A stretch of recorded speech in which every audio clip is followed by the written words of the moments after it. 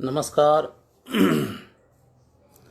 या सृष्टि षष्ठुराद्या विधि वहति विधिहुतं या हविर्या च होत्री ये द्वे कालं विधत्तः श्रुति विषय गुणा या स्थिता व्याप्य विश्वं या माहुः सर्वबीज प्रकृतिरित यया प्राणिनः प्राणवन्तः प्रत्यक्षाभिः प्रपन्नस्तनुभिरवतु वस्ताभिरष्टाभिरीशः। मित्रों, आज फिर से हम काव्य के अगले चरण में प्रवेश करेंगे। उसके पहले आप जानते हैं, कुछ बोलते बोलते कुछ चीज़ें रह जाती हैं, उनका हम पूरा उस पर प्रकाश नहीं डालते हैं, कई बार छूट जाता है वो। तो एक तो ये कहना था कि मुकुल भट्ट की जो मान्यता थी, जैसा कि हमने कहा था कि भेद को लक्षणा का आधार मानते हैं, शुद्धा लक्षणा और गौणी लक्षणा का। जैसे गंगा तटे घोषः में गंगा की धारा और गंगा का किनारा दोनों में भेद है, इसलिए शुद्धा है, और जहाँ पर अभेद है वहाँ गौणी होती है। ये बात कही। रंजना बेल ने कल फ़ोन किया था, संकेत भी किया था कि उपचार की भी बात की जाए, तो उपचार भी पर भी हमें कुछ बोलना है।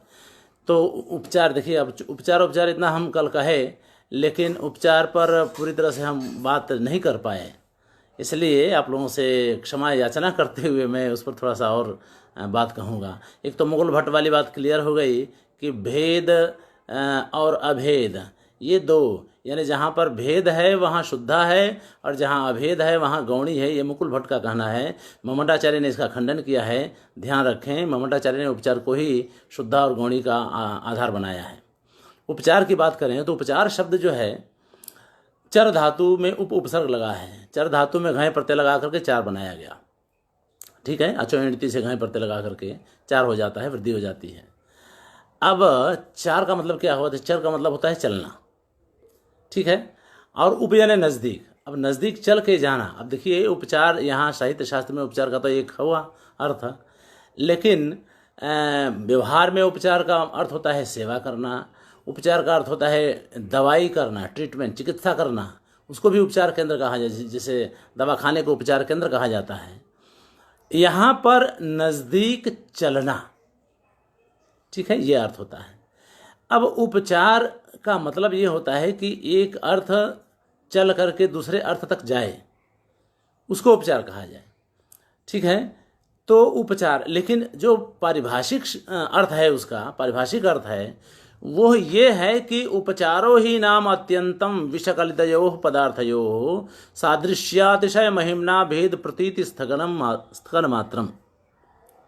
ये उसका अर्थ किया गया है। भाई उपचार किसको कहें? तो कह रहे हैं कि उपचार वो है जिसमें विषकलितयो पदार्थयो हो। इसमें देखिए, ऐसे नए नए शब्द आते हैं, जैसे कल नान्तरीयकत्व आया था। नान्तरीयकत्व का मतलब होता है कि जिसमें अंतरीयकत्व ना हो, यानी जिसमें गैप ना हो, यानी व्याप्ति हो, जहाँ जहाँ वो हो वहाँ वहाँ वो हो। जैसे जहाँ जहाँ जाति है वहाँ वहाँ व्यक्ति है, दोनों के बीच में कोई गैप नहीं है, इसलिए नान्तरीयकत्व है। तो उसी तरह से उपचार में भी वही बात है कि अब विषकलित शब्द का प्रयोग किया। अब विषकलित का मतलब क्या हुआ? तो शकल शब्द पहले जानिए। आप जानते हैं, सकल यानी दंत्य स का प्रयोग हमने किया और शकल यानी तालव्य स का प्रयोग किया। दोनों में आमान परिवर्तन है, ध्यान रखिए। दंत्य स का प्रयोग करके जब सकल बनाएंगे तो संपूर्णता का वाचक होगा, और तालव्य स का प्रयोग करके जब शकल बनाएंगे तो वह टुकड़े का वाचक होगा। अब शकलित कैसे बना? तो कहते हैं नाम धातु बनाया गया। शकल को नाम धातु बना करके शकलय बनाया गया, और उसमें कर्मणीभूत कृदंत का प्रत्यय तो लगा करके शकलित बनाया गया। जो नाम धातु में क्यंग और क्यच प्रत्यय लगाए जाते हैं, उसमें कर्मणीभूत कृदंत पे उसका लोप हो जाता है, तो शकल में य का लोप हो गया, तो शकलित बना कुल मिला के, यानी टुकड़ा किया हुआ। और उसमें विशेष भी उपसर्ग है, तो भी उपसर्ग है इसलिए विशेष रूप से जिसमें टुकड़ा है, यानी दो भिन्न भिन्न चीजें। अब दो भिन्न भिन्न मतलब दो भिन्न, अब उसको भिन्न का अर्थ ले लीजिए, बस इतना ही है। ऐसे कौन है? तो पदार्थ यो हो, ठीक है, पद और अर्थ, ये दो जो भिन्न भिन्न दो पदार्थ का मतलब पदार्थ मतलब मैटर, उन दो पदार्थों के बीच सादृश्य की, अतिशय की महिमा के कारण सादृश्य की अतिशय की महिमा के कारण जहाँ पर भेद की प्रतीति स्थगित हो जाए, यानी सस्पेंड हो जाए, रुक जाए, उसको उपचार कहा जाता है। ऐसे उपचार से मिश्रित जो है वह गौणी लक्षणा का वाचक है, बोधक है, और ऐसे उपचार से अमिश्रित जो है वह शुद्धा लक्षणा का वाचक है। इतना कहने के बाद हम आगे चलेंगे, क्योंकि अब ये कल कहना रह गया था। एक्चुअली हम दूसरे कामों में ही रह गए थे, इसलिए हम जो है इस पर ध्यान नहीं दे पाए। तो आप लोगों का फिर से बहुत बहुत धन्यवाद। अब हम आगे चलेंगे। अब देखिए, कल तो हमने बता दिया था कि शुद्ध भेदयो तु, जो शुद्धा के जो दो भेद कहे गए, आयुर्घृतम और आयुर्वेदम, उसके लिए उन्होंने कहा कि एक में तो बहुत सारे कारणों में से प्रबल कारण जो है घी है, इसलिए सारोपा सारोपा शुद्धा लक्षणा है। और दूसरे के लिए कहा कि भाई आयुर्वेदम, तो आयुर्वेदम के लिए कहा कि वो साध्यवसाना इसलिए है क्योंकि नियम से, यानी बिना, विदाउट फेल, अंग्रेजी में कहते हैं ना, विदाउट फेल, अगर आप घी खाएंगे तो आपकी आयु बढ़ेगी ही बढ़ेगी। इस बात को स्पष्ट करने के लिए उन्होंने अव्यभिचार शब्द का प्रयोग किया, यानी विदाउट फेल, बिना किसी नियम को भंग किए हुए जो है आयु खाने से घी खाने से आयु बढ़ती है, ये बात उन्होंने कही है। इसलिए वहाँ साध्यवसाना शुद्धा लक्षणा बनती है। तो ये तो है कार्य कारण भाव संबंध को लेकर के जो शुद्धा लक्षणा बनाई गई, उसका उदाहरण था आयुर्घृतम और आयुर्वेदम। अब कह रहे हैं कि कहीं कहीं यह लक्षणा कार्य कारण के अलावा तादर्थ्य के रूप में भी सिद्ध होती है। जैसे कह रहे हैं क्वचित तादर्थ्याद उपचारः यथा इंद्रार्थः स्थूणा इंद्रः। अब तादर्थ का मतलब होता है तदर्थ। तदर्थ का मतलब कि कोई चीज़ किसी चीज़ के लिए हो, ठीक है, कोई किसी के लिए हो।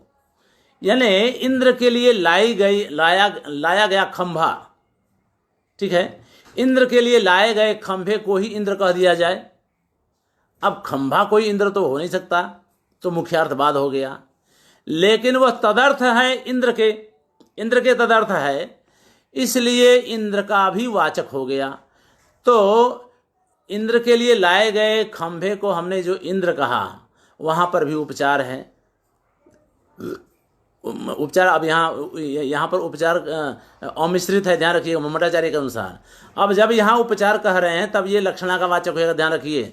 अब लक्षणा के कितने सारे शब्द हो गए, उनको आपको नोट करना चाहिए। भक्ति है, वृत्ति है, उपचार है, लक्षणा है, ये सब शब्द हैं। तो कह रहे हैं तादर्थ के कारण यहाँ उपचार है, यानी लक्षणा है, ठीक है। क्वचित यानी कहीं कहीं, तो तदर्थ हो गया, यानी इंद्र के तदर्थ लाए गए खंभे को भी इंद्र कहा जाना लक्षणा, तदर्थवाचक लक्षणा है। इसलिए यहाँ पर क्योंकि खंभा इंद्र नहीं हो सकता तो मुख्यार्थवाद हो गया। तो तदर्थ का आश्रय लेकर के, उसका आधार लेकर के हमने इंद्र के लिए लाए गए इंद्र के लिए, यह खंभा इंद्र के लिए है, यह लक्ष्यार्थ कर दिया, ठीक है। अब यह लक्ष्यार्थ कर दिया तो इसका बहुत महत्व है, ये उसका प्रयोजन है, ठीक है। तो ये सब लक्षणा के मामले में, क्योंकि आप जब मुख्यार्थ बात करते हैं और लक्ष्यार्थ को लाते हैं तो आपको मुख्यार्थ उसका प्रयोजन भी बताना होता है और प्रयोजन को भी ध्यान में रखना होता है, ठीक है। तो ये तो हुआ तदर्थ के लिए लक्षणा जो सिद्ध हो रही है, उसमें इंद्र के लिए लाए गए खंभे को इंद्र कहा जाना। क्वचित स्वस्वामी भावात, यानी जो स्वामी जो स्वामी है उसका आदमी कहीं जाए तो उसको भी स्वामी का ही वाचक मान लिया जाए। जैसे राज्ञः पुरुषः, ठीक है। अब राजा का आदमी है, मान लीजिए पुलिस वाला है, तो पुलिस वाला आ गया तो आपने कह दिया भाई सरकार आ गई। वास्तव में सरकार नहीं, सरकार का तो आदमी है वो। तो राजकीय पुरुषः इति राजा, अब आया तो है आदमी जो कि नौकरी करता है सरकार के वहाँ, लेकिन वह अगर आया तो आपने कहा कि भाई ये राजा ही आए हैं, ठीक है। तो राजा वो पुरुष जो आया हुआ है आपके घर, वह कोई राजा है नहीं, मुख्यार्थवाद हो गया।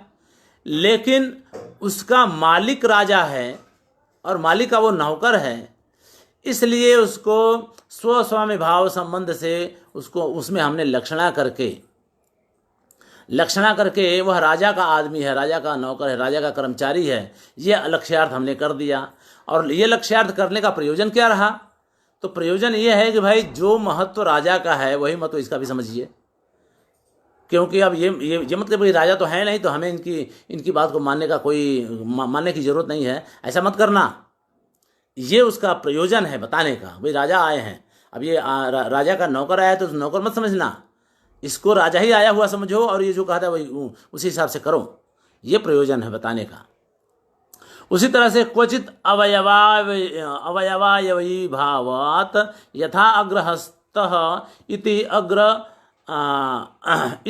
अत्र अग्रमात्रे अवयवे हस्तः। ये अवयवी भाव, ये बाँह जो है पूरे यहाँ से शुरू होकर के आगे तक चलती है, हाथ तक चलती है। अब ये पूरे बाँह को हम बाँह कहें, बाहु कहें या भुजा कहें, ठीक है। अब उसके आगे जो हाथ है, हाथ के आगे अंगुलियां हैं। अब अंगुलियों को भी आप हाथ कह दीजिए, अग्रहस्त जो कहा ना, यानी हाथ के आगे जो है अंगुलियां, अंगुली को भी आप हाथ कह दीजिए। इसमें अवयव अवयवी भाव होने से लक्षणा है। अब अंगुली को आप हाथ नहीं कह सकते हैं, लेकिन आप अवयव अवयवी भाव से उसको भी आपने कह दिया तो मुख्यार्थ बात तो हो ही गया। लेकिन वह उसका अंग होने के कारण, अवयवी का अंग होने के कारण उसको भी आपने पूरा का पूरा बाँह ही कह दिया, हाथ ही कह दिया। ये इस तरह से वहाँ लक्षणा सिद्ध होती है। उसमें प्रयोजन ये है कि जो हाथ है, जो काम हाथ करता है वो काम अंगुली भी करेगी, कहीं ना कहीं उसके साथ उसका संबंध है। मान लीजिए केहूनी से कुछ काम थोड़े कर पाएंगे आप, या केहूनी और हाथ के बीच का जो अंग है उससे क्या कर लेंगे? सारा काम तो अंगुलियों को करना होता है और हाथ को करना होता है। तो प्रयोजन ये है कि भाई उसको पूरा पूरा बाँह ही समझो। अब उसी तरह से क्वचित तात कर्म्यात यथा अतक्षा तक्षा, यानी कोई व्यक्ति कोई काम करे लेकिन वो उसका पारंपरिक कार्य ना हो। जैसे मान लिया कोई ब्राह्मण, एक तो उदाहरण के लिए लें, कोई ब्राह्मण है तो जातीय ब्राह्मण है तो उसको पुरोहित होना चाहिए। अब वो पुरोहिती न करके वो जो है लकड़ी बनाने का, लकड़ी से टेबल आदि बनाने का काम करने लगे, बढ़ई का काम करने लगे, तो उसको है तो जातीय ब्राह्मण है तो आपने उसको कह दिया बढ़ई है ये। अब बढ़ई जब आप उसको कहेंगे तो फिर अब वहाँ तो बढ़ई तो है नहीं ना। तो जब वो बढ़ई नहीं है तो फिर आपने बढ़ई कैसे कह दिया? तो कह दिया तो मुख्यार्थ बाद हो गया। अब मुख्यार्थ बाद हो गया तो लक्ष्यार्थ क्या हुआ कि भाई ये बढ़ई ना होते हुए भी बढ़ई का काम कर रहा है, इसलिए बढ़ई कहा गया। तो ये बढ़ई का काम करने वाला व्यक्ति, ठीक है, ये अर्थ हुआ। और प्रयोजन तो ये है कि ठीक है, जो काम बढ़ई करता वो काम ये भी कर रहे हैं, इसलिए दोनों में अंतर नहीं है, ये प्रयोजन हुआ। ये सब सारी चीज़ें तो आप देखेंगे कि कार्य शुद्धा लक्षणा में कार्य कारण भाव संबंध के अलावा तादर्थ्य आ गया, तादर्थ्य से भी लक्षणा हुई, स्वस्वामी भाव संबंध से लक्षणा हुई, अवयव अवयवी भाव से भी संबंध लक्षणा हुई, और तत्कर्म से भी लक्षणा हुई। तो इस तरह से लक्षणा की सिद्धि होती है, ठीक है। तो अब आप यहाँ पर तो शुद्धा लक्षणा की बात पूरी होती है, और अंत में फिर इसके अंत में कह रहे हैं, अब अंत का मतलब ये नहीं हो गया अंत ही हो गया, तो उसका अंत में ये कह रहे हैं कि वे लक्षणातेन षड्विधा।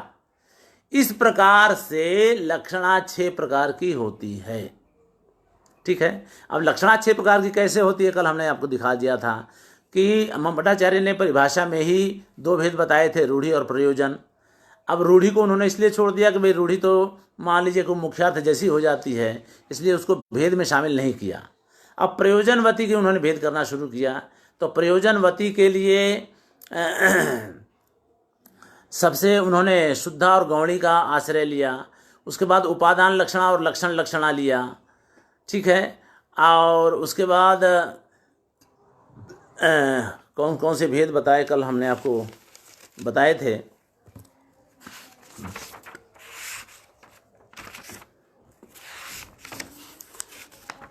शुद्धा और गौणी के भेद, सारोपा साध्यवसाना। तो शुद्धा के 4 भेद हुए, सारोपा साध्यवसाना और उपादान और लक्षण लक्षणा, ये 4 हो गए। और गौणी के 2 भेद सारोबार और साध्यवसाना, इस तरह से उन्होंने 6 भेद बताए। उसी बात को यहाँ वो कह रहे हैं कि लक्षणातेन षड्विधा। ठीक है, आद्य भेद अब हम करें, पहले वाले भेदों को सब मिला करके 6 भेद होते हैं। अब आगे हम चलें। देखिए यहाँ तक लक्ष्यार्थ की प्राप्ति तो हो गई, लक्ष्यार्थ की प्राप्ति हो गई, उसके बाद क्या, तो कह रहे भाई प्रयोजन को भी बताना तो पड़ेगा ना कि प्रयोजन कैसे प्राप्त होता है। आपने देखिए मुख्यार्थ की प्राप्ति अभिधा शक्ति से हुई और लक्ष्यार्थ की प्राप्ति लक्षणा शक्ति से हो गई, लेकिन इसमें एक एलिमेंट और है जो है प्रयोजन, रूढ़ितो अर्थ प्रयोजनात्। तो प्रयोजन से तो प्रयोजन की भी प्राप्ति हुई ना, जैसे जैसे बताया गया वैसे वैसे। ठीक है, गंगायाम घोषा में पवित्रता और शीतलता और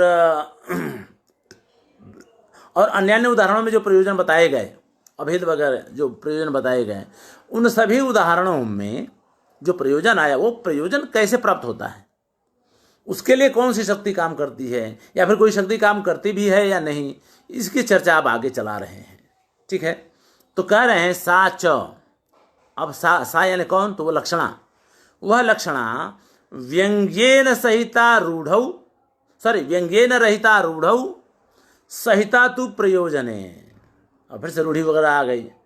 तो कह रहे हैं कि रूढ़ा लक्षणा में व्यंग्य रहितता होती है, यानी रूढ़ा लक्षणा व्यंग्य रहित होती है, उसमें व्यंग्य। देखिए अब यहाँ एक बात हम आपको जरूर बताएंगे, कोई भी शब्द रूढ़ अचानक तो नहीं हो जाता है ना। ठीक है, जब शुरुआत कुशल शब्द को ही लें अगर, तो जब शुरुआत हुई होगी कुशल शब्द के प्रयोग की, तो सबसे पहले कुश लाने वाले को कुश कहा गया होगा। सबसे पहले प्रारंभिक काल में उस समय कुश लाने वाले को कुशल कहने के बाद, तब तो वहां तक तो मुख्यार्थ था, क्योंकि कुश ही ला रहा है तो उसको आपने कुश कह दिया, कुशल कह दिया। उसके बाद जब अन्य कामों में जो निपुण लोग थे उनके लिए भी जब कुशल कहा गया होगा, तब वह कुशल शब्द प्रयोजनवती लक्षणा का ही रूप होगा, तब वो रूढ़ा नहीं हुआ होगा। क्योंकि रूढ़ तो होते होते होते होते सदियों लगता है, तो सदियों में जब वो रूढ़ हो चुका होगा तब आपने उसको कह दिया कि भाई वहां व्यंजना की आवश्यकता नहीं है।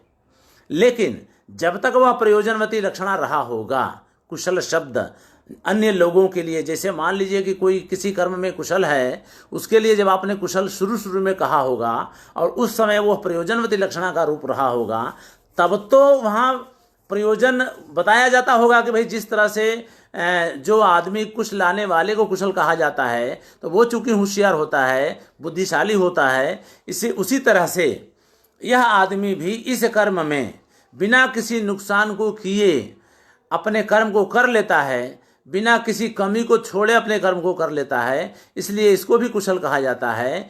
तो इसमें उस समय प्रयोजन जो है बुद्धि की अधिकता बताना रहा होगा। ठीक है, बुद्धि की अधिकता या चतुराई की अधिकता रहना है उसमें, ये उसके अंदर बताने का प्रयोजन रहा होगा। इस तरह से जब तक कुशल शब्द प्रयोजनवती लक्षणा के रूप में रहा होगा, तब तक यह प्रयोजन उसमें रहा होगा, और तब तक उस प्रयोजन के ज्ञान के लिए व्यंजना की जरूरत पड़ती रही होगी।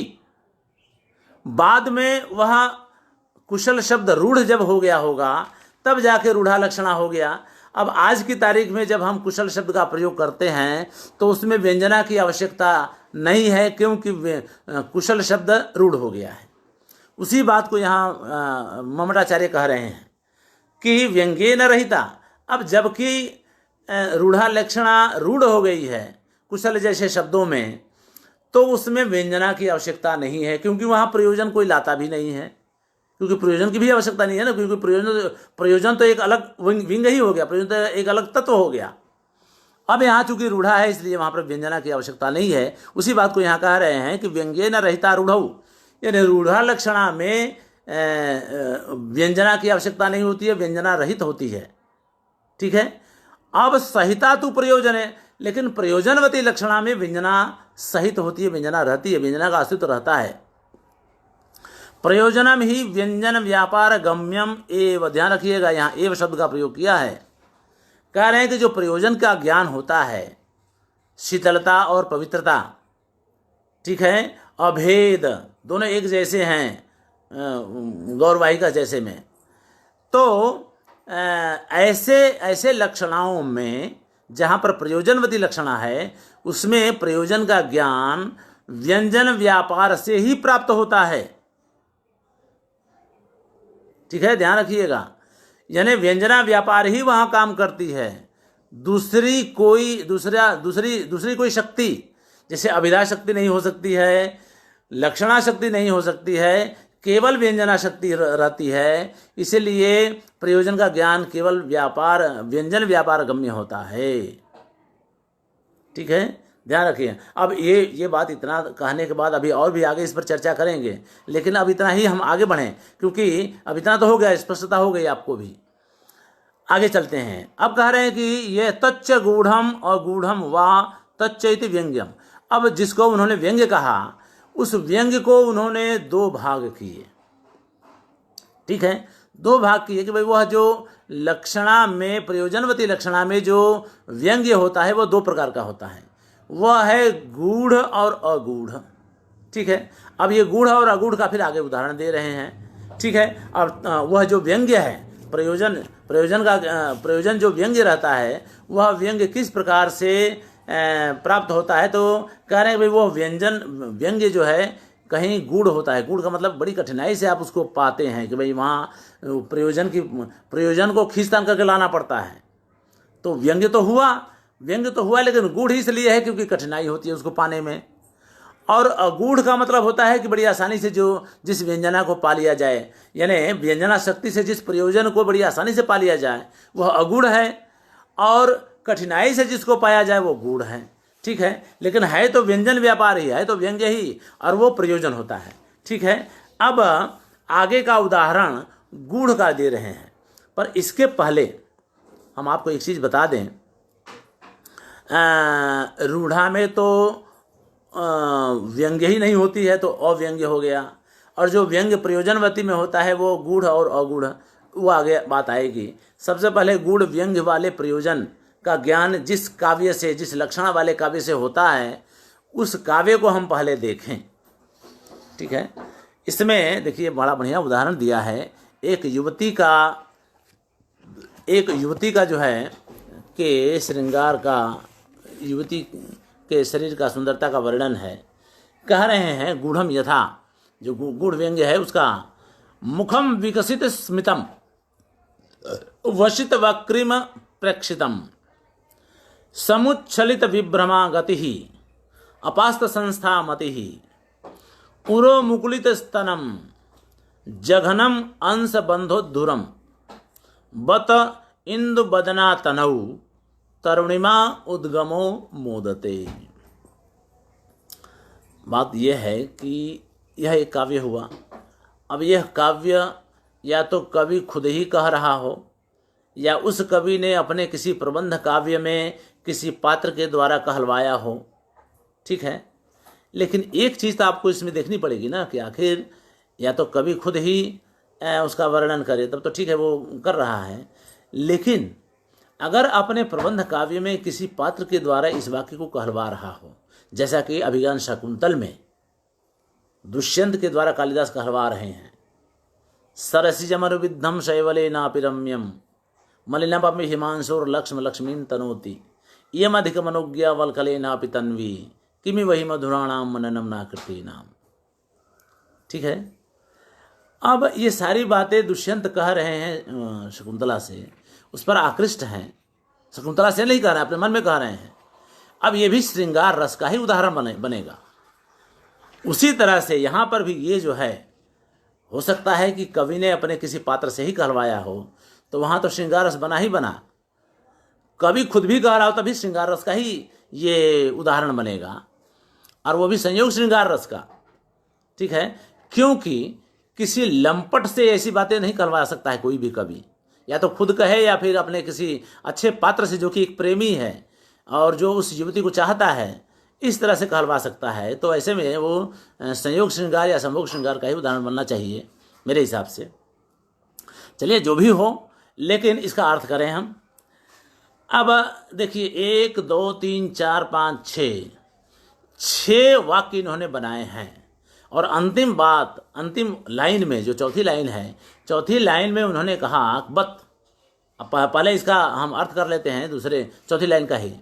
बत यानी खुशी की बात है कि इंदु वदना तनऊ, इंदु वदना यानी चंद्रमुखी, चंद्र जैसे मुख वाली, तो चंद्रमुखी के शरीर पर, इंदु वदना तनऊ यानी चंद्रमुखी के शरीर पर खुशी की बात है कि चंद्रमुखी के शरीर पर तरुणिमा का उद्गम आनंदित हो रहा है।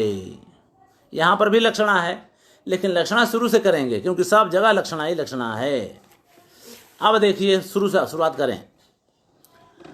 मुखम विकसित स्मितम, ठीक है, यानी मुखों पर, मुख पर स्मित खिला हुआ है। अब स्मित क्या होता है? हंसी, हंसी जो है खिली हुई है। अब खिलना तो फूलों का होता है ना, हंसी क्या खिलेगी भाई? हंसी कोई खिलने वाली चीज थोड़े होती है। लेकिन कवि ने तो कह दिया कि विकसित स्मितम, विकसित मतलब खिला, खिला हुआ, विकसित हुआ, फैला हुआ। अब ये फैलना या विकसित होना या खिलना फूलों का धर्म है, मुख का नहीं, ठीक है। स्मित का खिलना नहीं होता है। मुख जो है स्मित का खिला हुआ, स्मित जिस पर खिला हुआ है ऐसा मुख है, तो स्मित क्या खिलता है? तो ये मुख्यार्थवाद हो गया। अब मुख्यार्थवाद हो गया तो इसका लक्ष्यार्थ क्या हो गया कि वो बार बार हंस रही है और अधिक हंस रही, ज्यादा हंस रही है, ये लक्ष्यार्थ हुआ। अधिकता बताने के लिए विकसित शब्द का प्रयोग किया। अब विकसित का अर्थ खिलना होता है, मुख्यार्थ है, उसका लक्ष्यार्थ क्या हुआ? अधिकता, अधिक है, अधिक मात्रा में है। अब प्रयोजन क्या है? उसका मुख सुगंधित है, क्योंकि जैसे फूल खिलता है तो सुगंधित हो जाता है, वैसे ही स्मित हंसी खिलेगी तो सुगंधित हो जाएगी। इस तरह की का अर्थ जो है ये जो है प्रयोजन हुआ। वशित वक्रिमम प्रेक्षितम। अब प्रेक्षित का मतलब दृष्टि, दृष्टि जो है वक्रिमा को वश में कर ली हुई, की हुई है, ठीक है। अब दृष्टि यानी आंख या देखने का जो भाव है वो किसी को वश में कैसे कर सकती है? ये धर्म उसका नहीं है, वो तो कोई चेतन तत्व है जो दूसरे चेतन को अपने वश में कर ले, तब वशित है ना, वशित वक्रिमम। तो वक्रिमा को अपने वश में करने का काम प्रेक्षितम का नहीं हो सकता है। प्रेक्षितम मतलब दृष्टि, तो दृष्टि का काम वक्रिमा को वश में करने का नहीं हो सकता है, वो तो एक चेतन का धर्म है। कोई आदमी हो या कोई जानवर हो, दूसरे जानवर को अपने वश में कर ले, ये सब काम उसका होता है। तो ये मुख्यार्थवाद हो गया। अब मुख्यार्थवाद का मतलब होता है कि जब हो गया तो लक्ष्यार्थ क्या है? तो कह रहे हैं कि भाई दृष्टि स्वाधीन है, अपने अधीन। दृष्टि तो भाई, दृष्टि को जब तक ऑर्डर नहीं किया जाएगा, आंख को कहा नहीं जाएगा कि तुम देखो, ये तो जानते हैं ना, मस्तिष्क सबको कंट्रोल करता है, तो उसको कहा जाएगा तुम देखो, तब वो देखती है दृष्टि। अब यहाँ इस वाक्य से ये लगता है ये लक्ष्यार्थ बताना चाहते हैं। लक्ष्यार्थ ये निकलता है कि दृष्टि जो है स्वाधीन है, वो मस्तिष्क के अधीन नहीं है।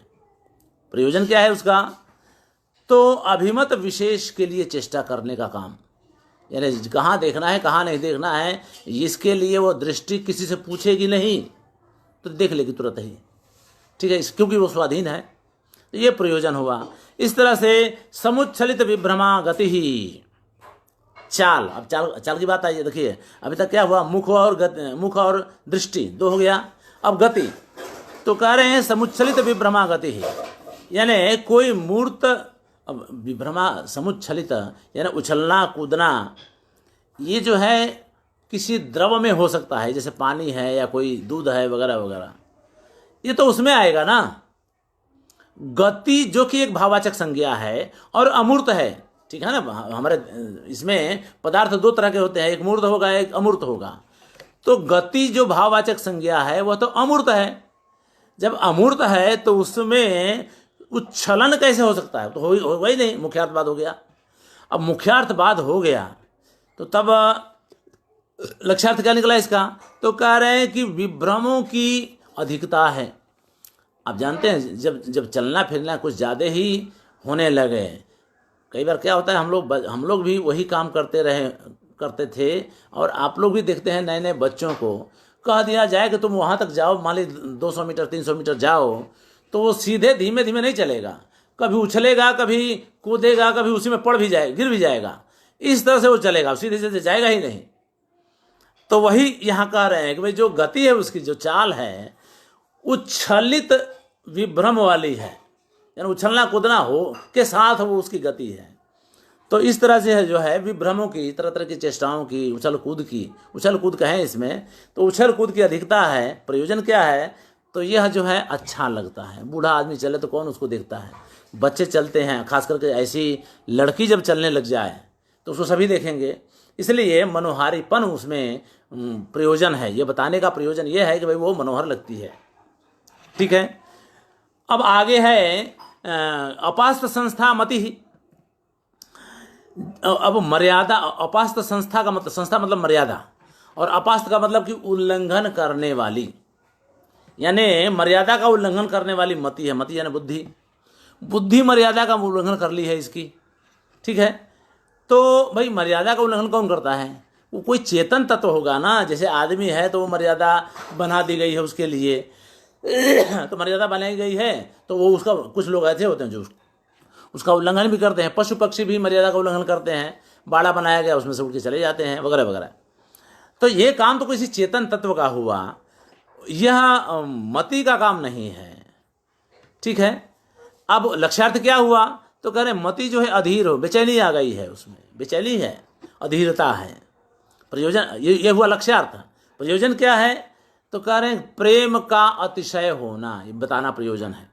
जब मन जब चंचल हो जाए, वो ये उसी आदमी को होता है जिसे प्रेम हुआ होता है, वो चैन से नहीं रहता है। तो अपास संस्था मति ही वाली बात यहाँ आ जाती है।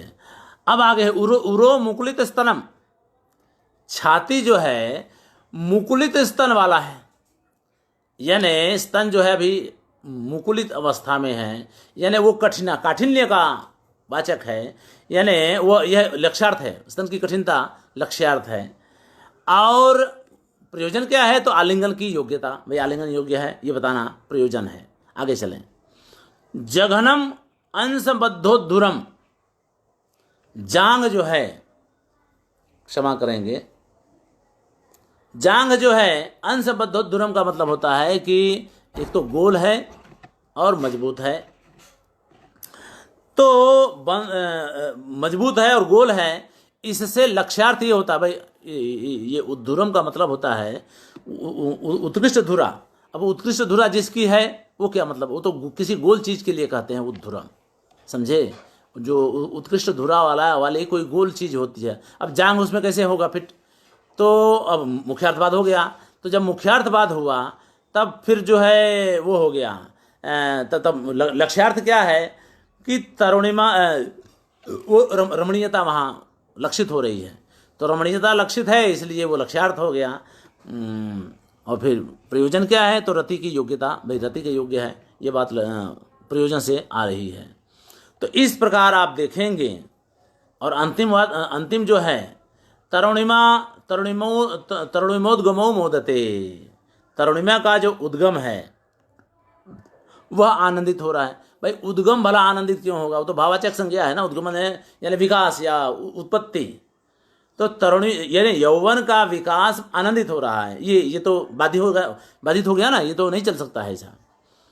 तो तब जो है लक्ष्यार्थ आता है, तरुणिमा का उत्कर्ष हुआ, विकास हुआ है, और स्पृहणीय, कोई भी उसको चाहेगा ये उसका प्रयोजन है, या कोई भी उसको चाहेगा ये उसका प्रयोजन है। इस तरह से इस काव्य में देखेंगे आप, हर लाइन में लक्षणा है और लक्ष्यार्थ है, लेकिन ये गूढ़ व्यंग्य वाला है। अब आप देखिए जितने भी प्रयोजन हमने आपको बताए, वह प्रयोजन को पाना इतना आसान नहीं है। तो व्यंजना शक्ति तो काम की ही, लेकिन गूढ़ व्यंग्य है, ये कहना था कवि को, ममराचार्य को भी, इसलिए उन्होंने इस उदाहरण को यहाँ प्रस्तुत किया है। अब अगूढ़ के लिए आगे चलते हैं। श्री परिचयात् जडापि भवन्ति अभिज्ञाः विदग्धचरितानां उपदिशति कामनीनां यौवन मद एव ललितानि।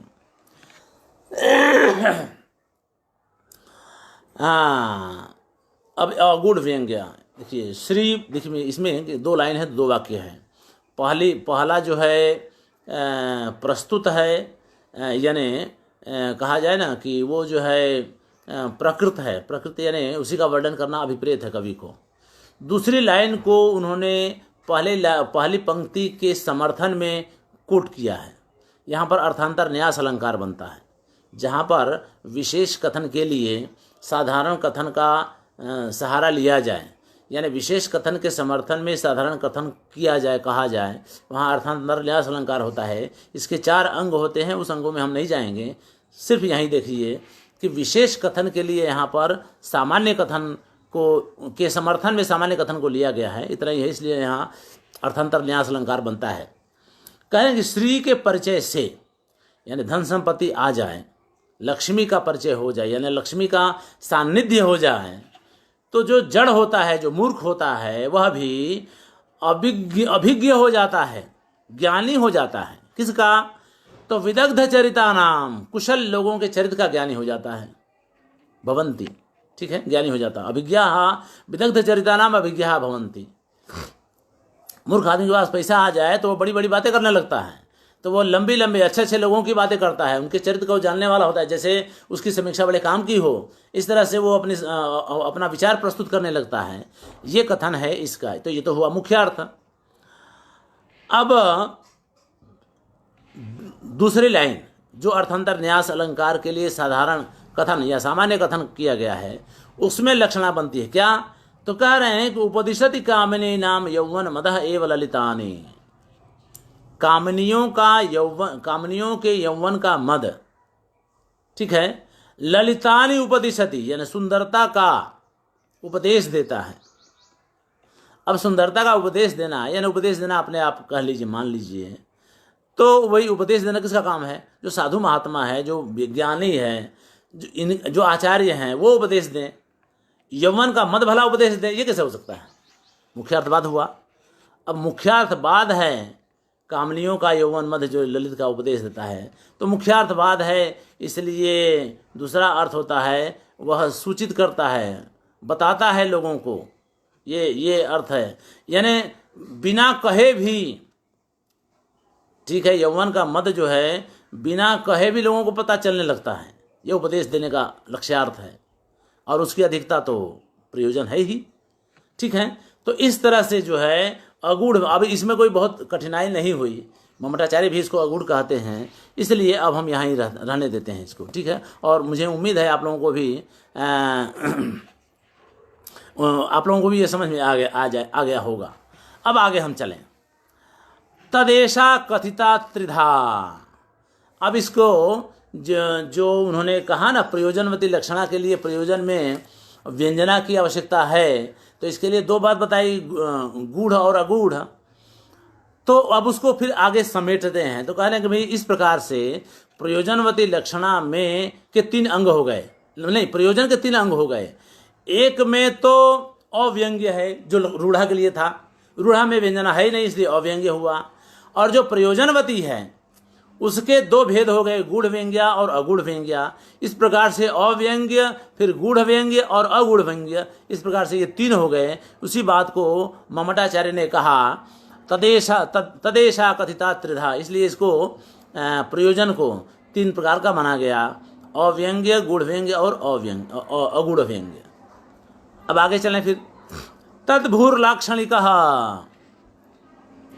अब देखिए, तद्भू का मतलब, तत् का मतलब कौन? प्रयोजन। प्रयोजन का भू, अब भू का मतलब क्या हुआ? आधार, जहां से जन्म ले, जहां से आधार ले, जिस पर स्थिर रहे। तो कह रहे हैं प्रयोजन जिस पर टिकता है, या प्रयोजन का जो आधार है, उस शब्द को लाक्षणिक शब्द कहा जाता है। आप ध्यान करें, जब लाक्षणिक कहा जाए तो वो शब्द का वाचक है, लक्ष्यार्थ का वाचक नहीं, अर्थ का वाचक नहीं है, शब्द का वाचक है। और उस शब्द का विशेषण है लाक्षणिक। यानी प्रयोजन का आधार क्या है? तो कह रहे हैं लाक्षणिक शब्द है। जैसे गंगायाम घोषा कह दिया, तो ये गंगायाम घोषा, ये दोनों शब्द प्रयोजन, जो शीतलता और पवित्रता है, उस प्रयोजन का आधार है, ठीक है। जिस शब्द से लक्ष्यार्थ निकलता है वो लाक्षणिक शब्द है। तो शब्द को लीजिए, अब शब्द जो है प्रयोजन का आधार बनता है, लक्ष्यार्थ प्रयोजन का आधार नहीं बनता है। ध्यान रखिएगा, क्लियर रखिएगा अपने मन में। लक्ष्यार्थ कभी प्रयोजन का आधार नहीं बनता है। ठीक है, प्रयोजन का आधार कौन बनता है? लाक्षणिक शब्द। उसी बात को यहाँ ममटाचार्य कह रहे हैं कि तद्भूर यानी शब्द है इति संबध्यते। यहाँ पर लाक्षणिक शब्द लीजिए, यानी लाक्षणिक शब्द। अब लाक्षणिक शब्द कौन? तो जिससे लक्षणा बनती हो वह लाक्षणिक शब्द है। जैसे गंगायाम घोषः या गौरवाहिकः, ये सारे लाक्षणिक शब्द हैं। ये प्रयोजन के आधार बनते हैं। ठीक है, तो ये प्रयोजन के आधार बन गए। तद्भूः इति तदाश्रयः, भू का यानी आश्रय, वो प्रयोजन का आश्रय कौन बनता है? तो लाक्षणिक शब्द बनता है। ये कहना है आचार्य का। अब आगे फिर चलते हैं, अब यहाँ रुकने की जरूरत नहीं है, स्पष्ट हो गया। तत्र व्यापारो व्यंजनात्मकः, उसमें जो व्यापार है वह व्यंजनात्मक व्यापार होता है। ठीक है, व्यंजना व्यापार है। तो अब देखिए, शब्द एक है गंगायाम घोषः, इससे लक्षणा व्यापार से आपको प्राप्त हुआ गंगा तटे घोषः, यानी गंगा का किनारा है, यह लक्ष्यार्थ की प्राप्ति हुई। और तो मुख्यार्थ क्या था? गंगा की धारा में घर। उसी गंगा की धारा में घर यानी गंगायाम घोषः, इसी शब्द ने व्यंजन व्यापार से प्रयोजन को भी हमको ज्ञात करा दिया। ठीक है, यानी एक ही शब्द से दो चीजें, लक्षणा व्यापार से लक्ष्यार्थ का ज्ञान हुआ और उसी शब्द से व्यंजन व्यापार से प्रयोजन का ज्ञान हुआ। ये कहना है, इसको ध्यान में रखिएगा। तत्र व्यापारो यानी लाक्षणिक शब्द जब प्रयोजन का ज्ञान कराता है तो उसमें व्यंजना व्यापार होता है। उसके अंदर व्यंजना व्यापार काम कर रहा होता है। इस बात को आपको ध्यान में रखना है। इसलिए आगे वो चलते हैं कुतः, फिर उसका कारण तो बताना पड़ेगा ना, क्योंकि शास्त्रकार हैं। ऐसे नहीं कि कुछ भी कह दिया और चल गया, ऐसा नहीं। ठीक है, तो इसलिए अब कह रहे हैं कि कुतः इत्याह, कैसे ऐसा होता है, क्यों ऐसा होता है? तो कह रहे हैं कि बता रहे हैं। अब इसमें कारिका आ रही है, कारिका को ध्यान में देखिए। यस्य प्रतीतिम आधातु लक्षणा समुपास्यते फले शब्दैक गम्य अत्र व्यंजनात् न अपरा क्रिया। ठीक है, कह रहे हैं कि यस्य प्रतीतिम आधातुम, प्रतीति जब जब कहा जाए वो ज्ञान का वाचक होता है। तो कहना जिसके ज्ञान को धारण करने के लिए या ग्रहण करने के लिए, आधातुम का मतलब ग्रहण करना, तो जिसके ज्ञान को धारण करने के लिए लक्षणा की उपासना की जाती है, समुपास्यते है ना, यानी जिसके ज्ञान को धारण करने के लिए या जिसके ज्ञान को ग्रहण करने के लिए लक्षणा की उपासना की जाती है, यानी लक्षणा का आश्रय लिया जाता है। फले शब्दैक गम्ये अत्र व्यंजनात् न अपरा क्रिया। ठीक है, फले शब्दैक गम्ये, एक ही शब्द रूप फल के गम्य होने पर या गम्य में व्यंजना के अलावा कोई दूसरी क्रिया नहीं हो सकती है। अब फले शब्द के गम्य का मतलब ये होता है कि नियम ये है कि शब्द है तो उसका मुख्यार्थ है। शक्ति कौन सी आई? अभिधा। अब अभिधा शक्ति एक बार अपना मुख्यार्थ बता देती है या ज्ञान करा देती है, फिर उसकी शक्ति क्षीण हो जाती है। ठीक है, ध्यान रखिएगा। अब उसके बाद उस अभिधा शक्ति का आप कोई उपयोग नहीं कर पाएंगे। उसने अपना काम कर दिया, वो चली गई, अब उसका कोई आपके लिए उपयोग नहीं है। उसके बाद अब तो, लेकिन जो जिस मुख्यार्थ का उसने ज्ञान कराया था वो तो बाधित था। तो फिर दूसरी शक्ति आई लक्षणा। उस लक्षणा शक्ति ने आपको लक्ष्यार्थ का ज्ञान करवा दिया। ठीक है, तो लक्ष्यार्थ का जब ज्ञान करवा दिया तो उसकी भी शक्ति क्षीण हो गई। अब लक्षणा शक्ति का कोई उपयोग नहीं होगा। एक बार जब उसने अपना काम कर दिया, फिर दूसरी बार उस लक्षणा का कोई उपयोग आप नहीं कर पाएंगे, उसकी कोई मदद नहीं ले सकते हैं। ये वहां पर फले शब्दैक गम्य, ये कहना है कि भाई एक शक्ति एक ही बार काम करती है, दोबारा काम नहीं करती है। लेकिन अभी तो आपका काम बाकी है, क्योंकि शब्द से आपने मुख्यार्थ पा लिया, अभिधा शक्ति काम कर दी। लक्षणा शक्ति से आपने लक्ष्यार्थ भी पा लिया। चलिए, तो दो शक्तियां तो आपके पास, दो शक्तियों का आपने उपयोग कर लिया। अभी एक अर्थ जिसको हम प्रयोजन कहते हैं उसका ज्ञान होना तो अभी बाकी है ना। तो जब उसका ज्ञान होना बाकी है तो उसके लिए किसी शक्ति की जरूरत है। अब ऐसे में जिस शक्ति को आप ढूंढेंगे तो वो शक्ति में अभिधा आपके काम की नहीं है, क्योंकि वो चली गई, वो तो उसकी शक्ति क्षीण हो गई। अभी लक्षणा भी आपके काम की नहीं है, क्योंकि वो भी अपना काम करके लक्ष्यार्थ का बोध करा करके चली गई। अब शक्ति बचती कहाँ है आपके पास? तो कह रहे हैं कि व्यंजना के अलावा और कोई शक्ति आपके पास नहीं है, इसलिए प्रयोजन का ज्ञान कराने में व्यंजना शक्ति के अलावा और कोई शक्ति नहीं है। फले शब्दैक गम्ये, उस शब्द को ध्यान रखिएगा, जो हमने नियम बताया ये उसी का विस्तृत अर्थ है कि एक शब्द एक बार ही अपने अर्थ को बता सकता है। अभिधा शक्ति एक बार ही मुख्यार्थ को बताएगी, इसके बाद अभिधा शक्ति कोई काम नहीं करेगी, अभिधा शक्ति का कोई उपयोग नहीं होगा, उसकी शक्ति क्षीण हो जाती है। लक्षणा शक्ति लक्ष्यार्थ का बोध कराने के बाद उसकी शक्ति क्षीण हो जाती है, उसके बाद वो किसी काम की नहीं रहती है। ऐसे में जब प्रयोजन का ज्ञान हम करते हैं तो इन दोनों शक्तियों का कोई उपयोग नहीं हो पाता है, कोई हम सहायता नहीं ले सकते हैं। ऐसे में प्रयोजन का ज्ञान करने में व्यंजना शक्ति के अलावा और कोई शक्ति काम नहीं करती है। ये बात उन्होंने इस कारिका के द्वारा बताया है। कह रहे हैं प्रयोजन प्रतिपिपादयिषया यत्र लक्षणया शब्द प्रयोगः तत्र न अन्यतः प्रतीतिरपि तु प्रतीति अपि तु तस्माद् एव शब्दात् न च अत्र व्यंजनात् रीते अन्यो व्यापारः। ये भी फिर से समझें। प्रयोजन पिपादयिषया, ऐसे से कठिन शब्द हैं, हम लोग व्यापार सामान्य व्यवहार में ऐसे शब्दों का हम लोग प्रयोग नहीं करते हैं। ये सनंद धातु है। अब इसमें क्या है, पद धातु है। पद धातु में सन प्रत्यय लगा, ठीक है, और वो भी प्रेरक है, ध्यान रखिएगा, प्रेरक है। तो पिपादयिष यानी अच्छा प्रति उपसर्ग है, प्रतिपादन करना। तो प्रतिपादन करवाने की इच्छा वाले, ये है उसका अर्थ। प्रतिपिपादयिषया यानी प्रतिपादन करवाने की इच्छा वाली लक्षणया यानी लक्षणा शक्ति के द्वारा।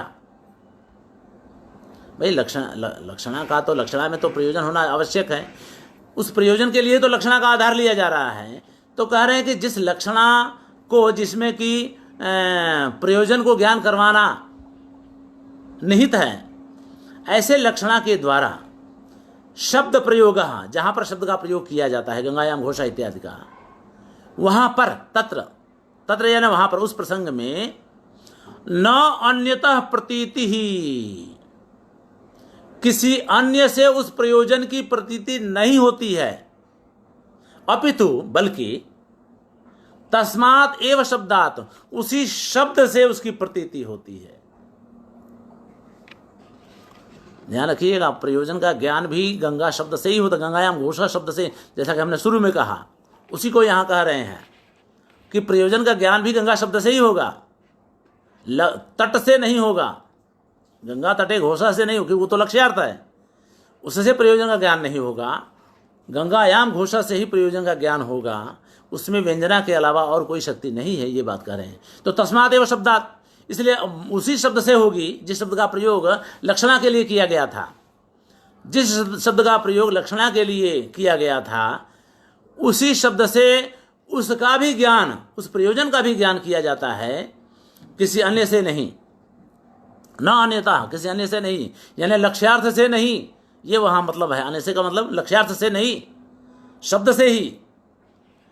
न च अत्र व्यंजनात् रीते अन्यो व्यापारः, यहां पर व्यंजना के अलावा कोई दूसरा व्यापार नहीं है। जैसा कि हमने कहा कि मुख्यार्थ में अभिधा शक्ति काम करके उसने अपना काम कर दिया, वो उसकी शक्ति क्षीण हो गई। लक्ष्यार्थ का बोध कराने में लक्षणा की शक्ति क्षीण हो गई, अब वो किसी काम की नहीं।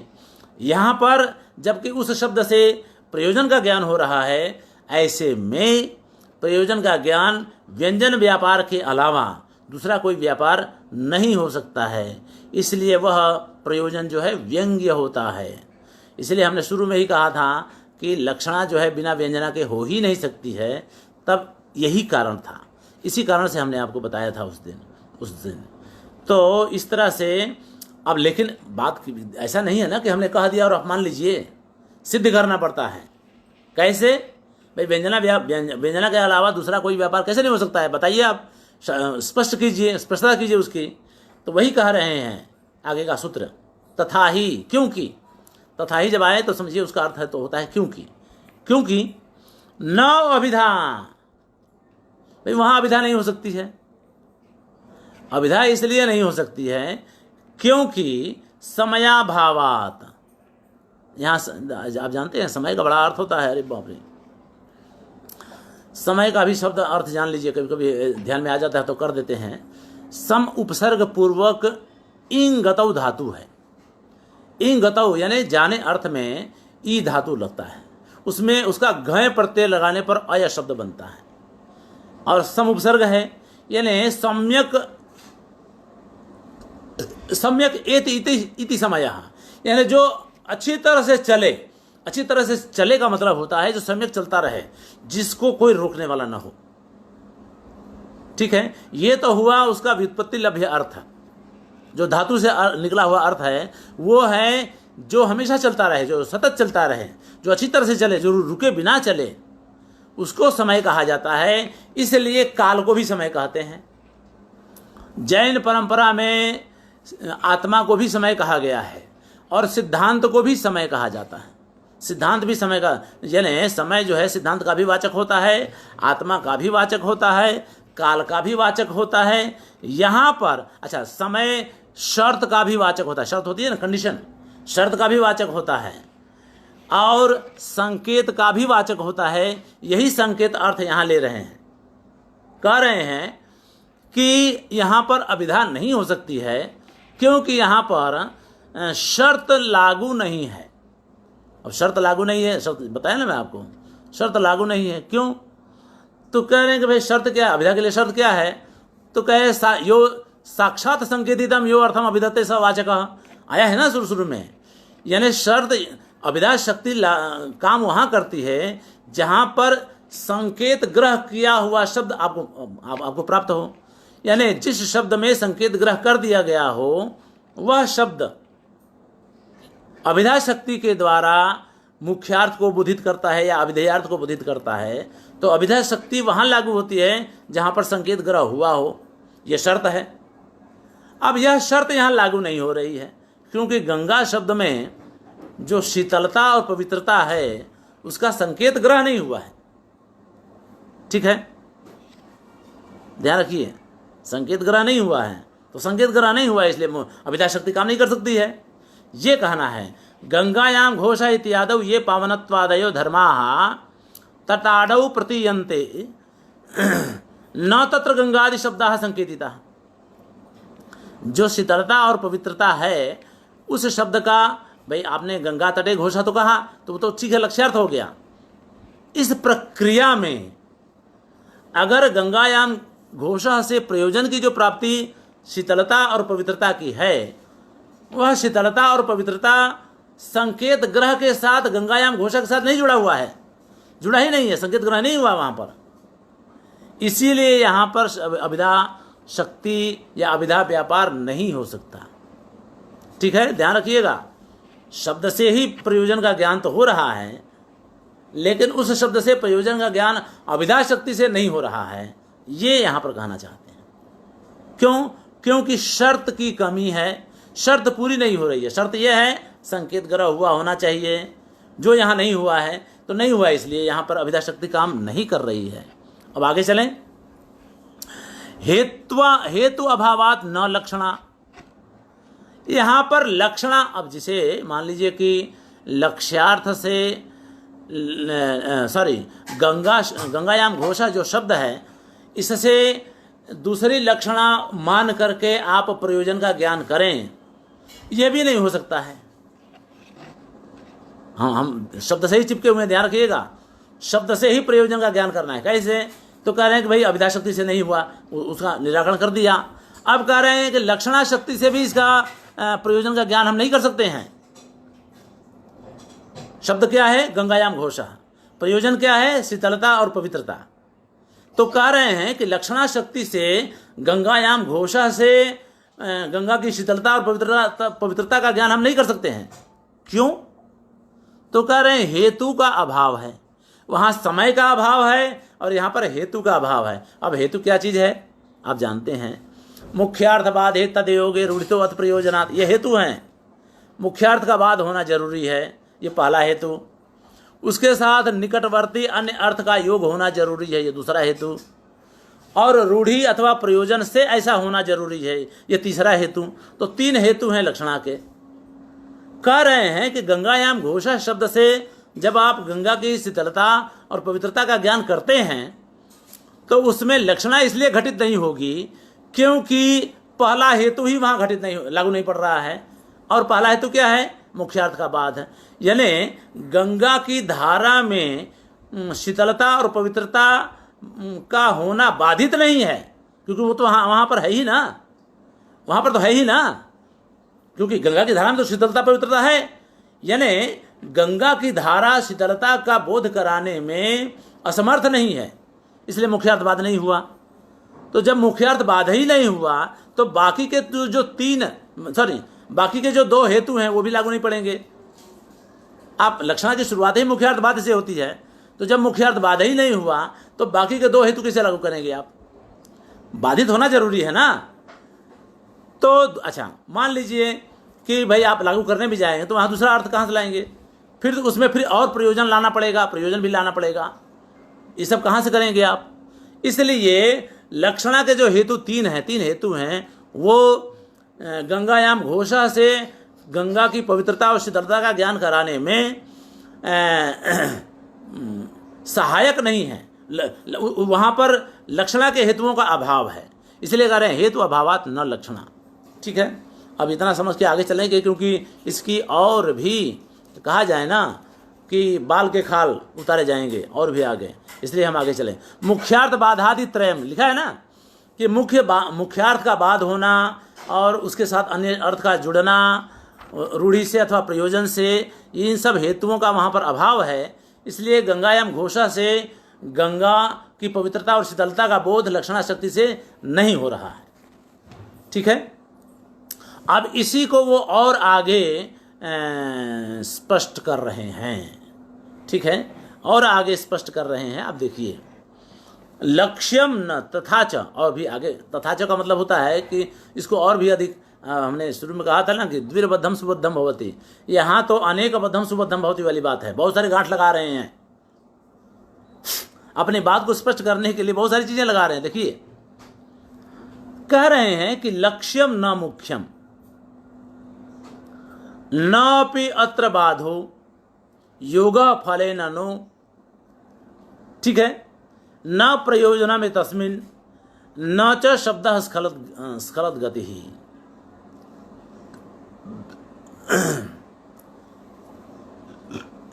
हेतु के अभाव, सॉरी लक्षणा नहीं है, तो लक्षणा नहीं है ये तो कह दिया कि भाई हेतुओं का अभाव है।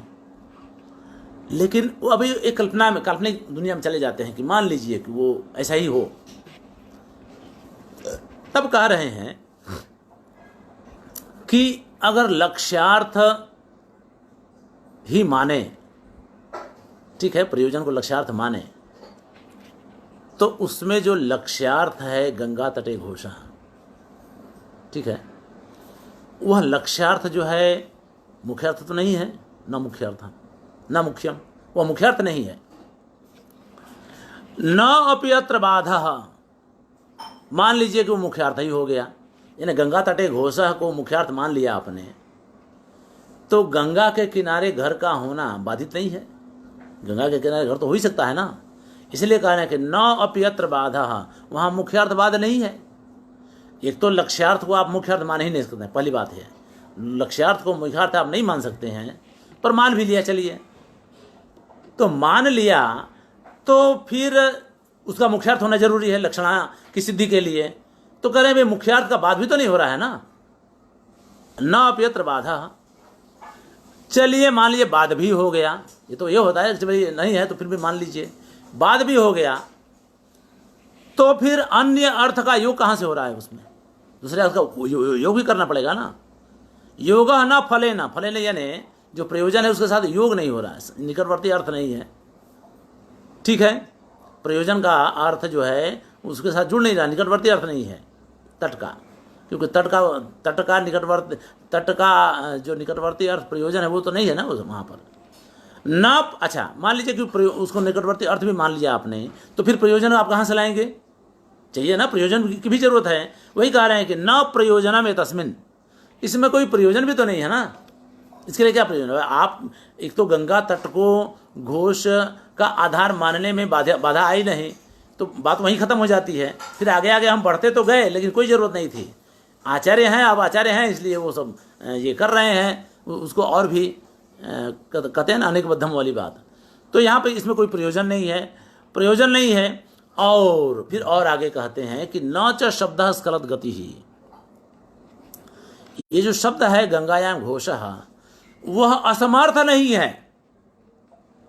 ठीक है, शीतलता और पावनता, शीतलता और पवित्रता का बोध कराने में जो गंगायाम घोषा शब्द है, जो गंगा शब्द है, वो स्खलत गति नहीं है, असमर्थ नहीं है। इसीलिए यहाँ पर लक्षणा से भी लक्षणा का प्रयोजन का ज्ञान कराने में, शब्द से प्रयोजन का ज्ञान कराने में अभिधा शक्ति काम नहीं कर रही है, और लक्षणा शक्ति भी काम नहीं कर रही है। इस बात को उन्होंने यहाँ सुनिश्चित किया। अब आगे और हम करेंगे कल। आज समय पूरा हुआ। आप सभी लोगों को फिर से नमस्कार करते हुए हम यही करेंगे। देखिए, ये जो है चर्चा इसी तरह से चलती रहेगी। हमारी गति थोड़ी धीमी है ज़रूर, हम जानते हैं। उसका कारण ये है कि लक्षणा एक ऐसा तत्व रहा है काव्य शास्त्र में जिस पर इतनी चर्चा और किसी तत्व पर नहीं हुई है। आप देख लीजिए मिला करके। अलंकारों पर भी बहुत सारी चर्चाएं हुई है, लेकिन इतनी चर्चा नहीं। ध्वनि पर तो बिल्कुल नहीं होगी। ध्वनि पर तो आनंद वर्धनाचार्य ने जो कहा वो सत्य, ब्रह्म वाक्य है वो। ठीक है, अभिधा में भी उतनी चर्चा नहीं, लक्षणा पर सबसे ज़्यादा चर्चा। हम धीमी गति इसलिए कर रहे हैं कि पल पल, यानी जैसे जैसे आगे बढ़ते हैं मैटर बदल, विषय वही लक्षणा है, लेकिन वो इतने रूपों में, इतने तरह से उसका विवेचन किया जा रहा है, इसलिए हमारी गति थोड़ी धीमी है। इसलिए चलिए फिर से हम कल मिलेंगे। नमस्कार, धन्यवाद।